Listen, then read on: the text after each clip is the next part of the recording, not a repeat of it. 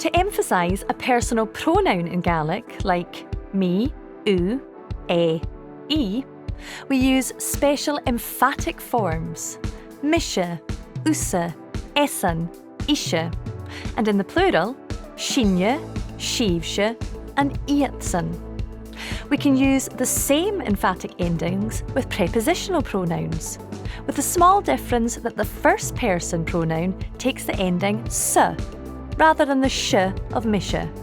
Acum-se, loam-se, gho-se.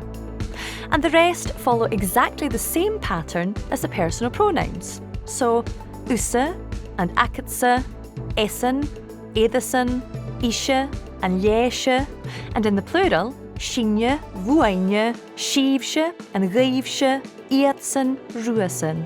The same endings can also be used with possessive nouns.